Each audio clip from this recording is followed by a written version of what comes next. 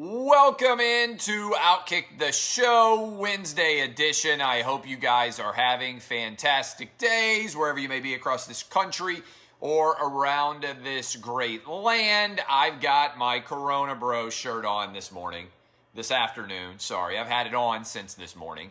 And we have got a major Corona Bro route that is underway right now. Major League Baseball, every team is playing. College football, right off the top here. A lot of you don't even realize how close it is. College football kicks off on Saturday. A lot of you are like, what? Wait, what? Yes. On Saturday, Central Arkansas, a.k.a. the Fighting Scottie Pippins, are playing against Austin Peay, which has one of the greatest cheers of all time, Let's Go Peay, in a Saturday game on ESPN that is going to be the most bet and the most watched FCS game, I predict, of all time. This is catching a lot of people by surprise because they're shocked. They're like, wait a minute, are you sure? Are you sure you're right about this, Clay? Yes, college football kicks off on Saturday. 8 days from now, FBS football will be kicking off. ESPN, to their credit, released their schedule of college football games, and the Corona Bros are curled up in the fetal position crying because the college football season, which many of them insisted was never going to happen, officially kicks off in just 3 days. All right? This is tough to beat. All right? Austin Peay making a play against Central Arkansas. I don't know a single Austin Peay player. I don't know a single Central Arkansas player. I don't know any of their coaches, but you can guarantee yourselves that your boy will be gambling on the outcome of FCS football games like many of you will as well. This is written in stone. I cannot wait for college football to be officially back underway. And this is a big triumph for those of us out there who've been arguing for a return to normalcy. I'm sure there will be challenges. There will be some games that are canceled. There will be, postponed. They'll be rescheduled. There will be challenges. There may be some games that are canceled. But the important thing is college football needs to just keep moving ahead and follow the lead of Major League Baseball, which refused to let the Corona Bros dictate what was and was not possible. This shirt is available at Outkick.com. This is an Outkick t-shirt, anti-Corona Bros. We have been selling them like hotcakes. I encourage all of you to go out and buy your own. I also encourage all of you to sign up for the Outkick VIP. Sign up for the Outkick VIP. You get an autographed copy of my most recent book. You get the right to comment on our articles. You get the ability to hang out on our message board. And you get the Outkick VIP phone line. Plus, you get exclusive access to Jason Whitlock and myself on our Zoom calls. And I would encourage you guys to all go to Outkick.com right now and sign up for the outstanding offers and shirts and everything else that we have available there. All right. Also, I want to give credit to Stuart Mandel. He's a friend of mine. We've been on opposite sides of the Corona debate, but he apologized in his column today on The Athletic for the condescending tone of his tweets, which have suggested that college football couldn't be played. I don't think there's any doubt that the vast majority of college football fans out there feel that the college football sports media has embraced the Corona Bro mantra, and whether it is true or not, it has appeared that they are rooting for college football not to be played. And I got to tell you, their attempt to cancel the season has failed, at least for now. But don't forget that they were all beating the cancellation drum, and now you know that all of their sources were in the Big Ten and in the Pac-12, and that those sources were trying to make the cancellation of the season a reality. Remember, the Big Ten didn't just want to cancel their season. They wanted to ensure that when they canceled the season, everybody else had to follow them and cancel too, because the cancel culture they hoped was going to sweep through the college football media. And you know I hate to brag or draw attention to myself. Not the kind of guy to wave my arms and say, hey, look at me. But nobody in sports media fought harder for college football to happen than your boy right here. Nobody.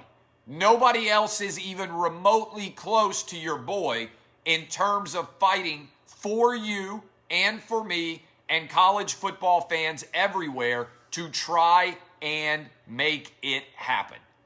And I believe that come Saturday, something that the Corona Bros said was not going to happen will happen. We'll have a college football game kickoff.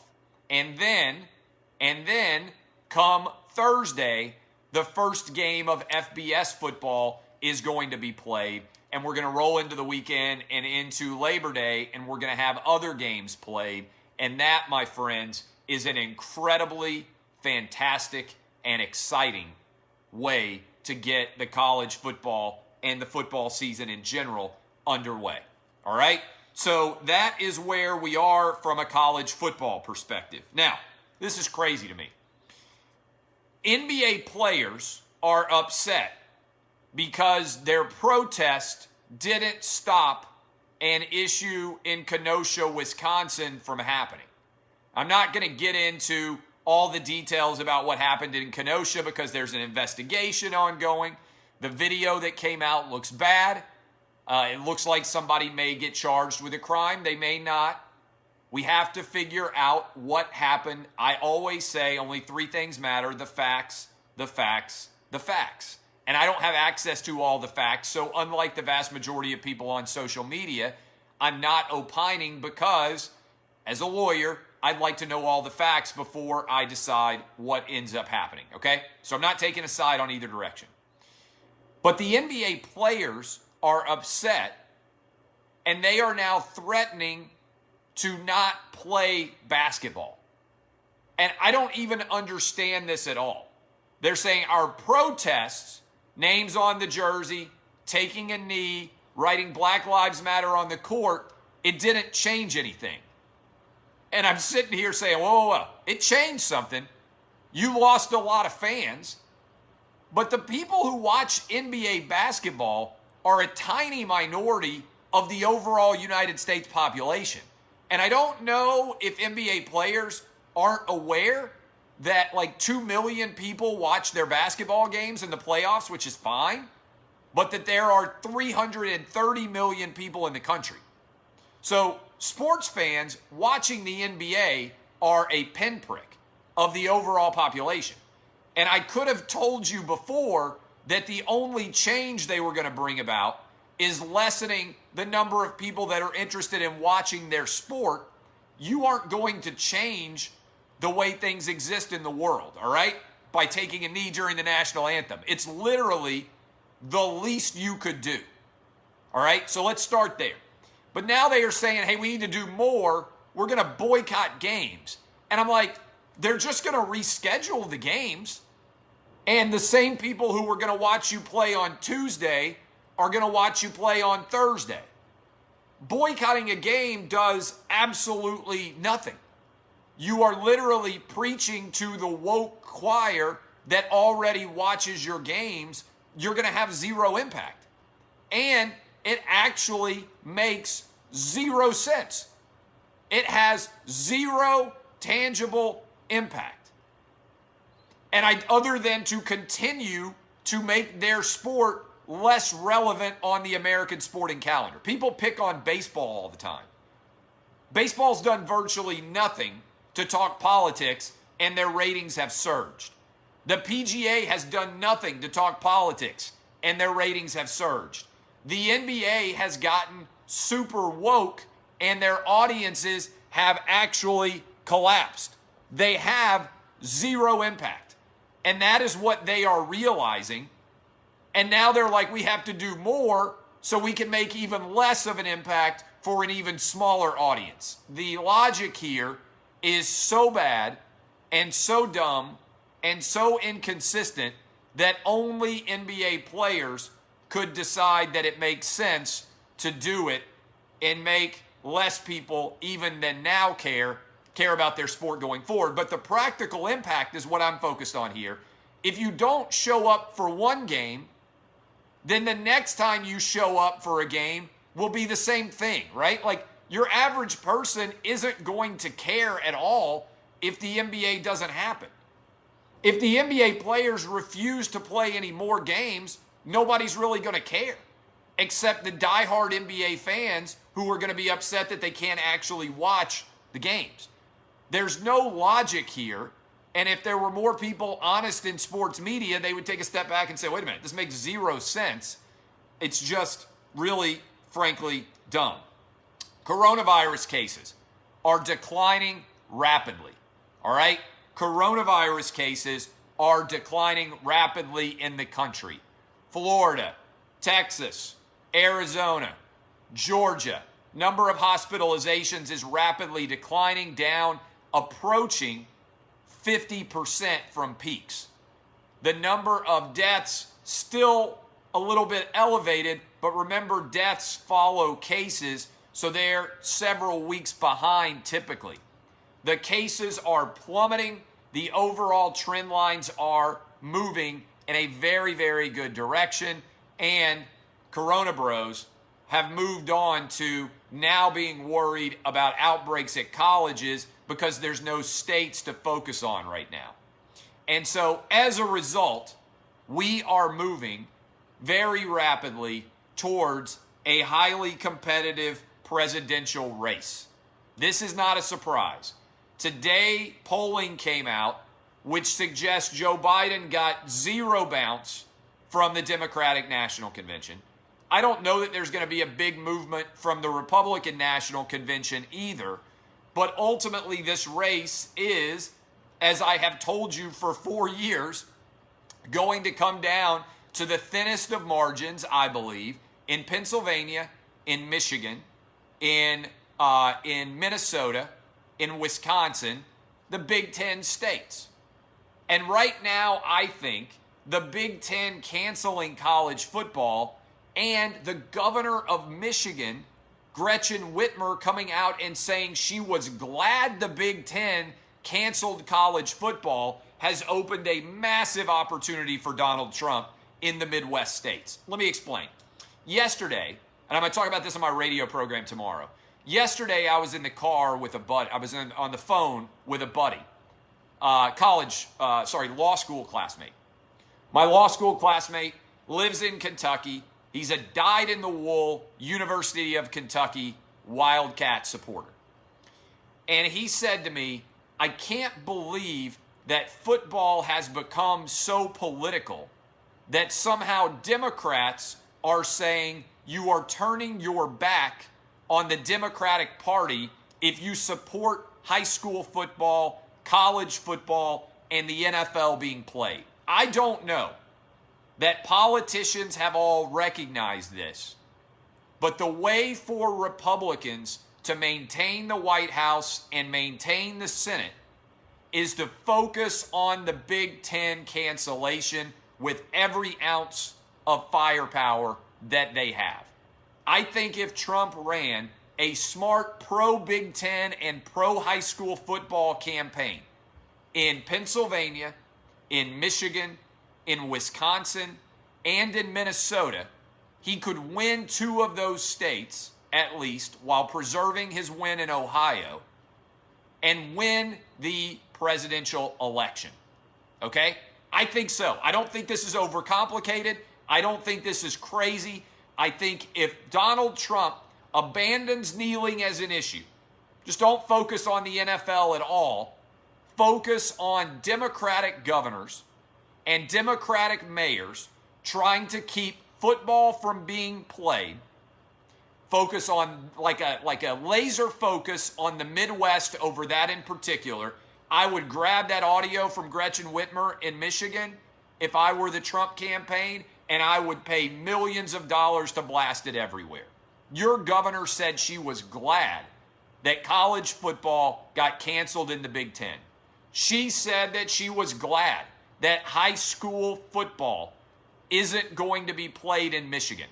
I would drive that into everybody's brain because it's mostly men that Donald Trump needs to turn out. And I think there are a huge number of men and also women who will come out and vote because they are disgusted over football becoming political. People in the middle part of the country, they're independent. How many Penn State fans, how many Michigan fans, how many Wisconsin fans, how many Minnesota fans do you think are ambivalent about who gets elected president, but they desperately want their favorite team to play in the Big Ten? This is, beyond a shadow of a doubt, a heck of an opportunity the Democrats have opened up for Donald Trump, but the race has tightened already. Corona Bro shirts, a lot of people asking about them. You can get them at Outkick. So the presidential race has tightened in all the Midwestern states. Florida is going to be tight, as it always is, and Arizona is going to be tight. Those are probably the swing states where the election is going to be determined. Will Wade. I don't know the full story yet, but the NCAA appears to have it out for Will Wade, LSU basketball coach. ESPN reported today that the NCAA is accusing Will Wade of paying or facilitating the payment or attempting to pay 11 different players. And if that actually occurred, obviously it would be an NCAA violation. But so far, Will Wade has been unable to have that attached to him, and it has turned into a major battle. And I'm curious what Will Wade's defense is going to be, but the NCAA is having more and more difficulty in any way reining in allegations of impropriety, because I think, and I'm curious from you guys on Facebook and on Periscope, do you care about players being paid at this point in time in college athletics? Yes or no? Yes if you care, no if you do not. Obviously, if you are a hardcore LSU fan, you're going to defend your guy to the ends of the earth. But for the vast majority of college fan bases out there, I just don't think most people care at all about whether college athletes get paid. You can see all the comments rolling in as they come scrolling by. Again, Corona Bro shirts, go buy them at Outkick.com. A couple of other things. I want to give credit to Jalen Ramsey. Jalen Ramsey is a Nashville guy.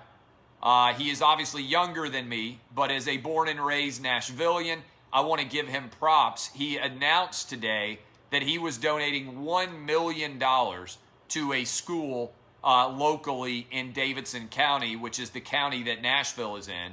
That is putting your money where your mouth is. I want to applaud him for making that decision. Current Rams cornerback. He's outspoken. He doesn't care what people think about him. I respect that as someone who is outspoken and also doesn't care what people think about him. But I love that he is supporting Nashville area kids in our hometown who need all the help they can get right now. I went off yesterday on the mayor of Nashville not allowing local kids to play in Nashville. And I would say that this is a good move by him, and I remain fired up at the idea that local Nashville kids aren't allowed to play. I think it is a fundamental failure by the mayor of Nashville to allow it, not allow these kids to play. So I appreciate all of you. My name is Clay Travis, about to hop on and talk gambling on Fox Bet Live. We'll have a good time there for a half hour. And then I am continuing to live my life, and I'm going out for dinner. Great steak, downtown Nashville. Kisses to all of you. DBAP unless you need to SBAP. I appreciate everything that you guys do to support Outkick. Go sign up for our YouTube accounts. Go sign up for the Outkick the Coverage radio shows on podcast, and go get your Corona Bro t-shirts at Outkick.com, as well as signing up for the Outkick VIP. Kisses, DBAP unless you need to SBAP. I'll see you guys tomorrow.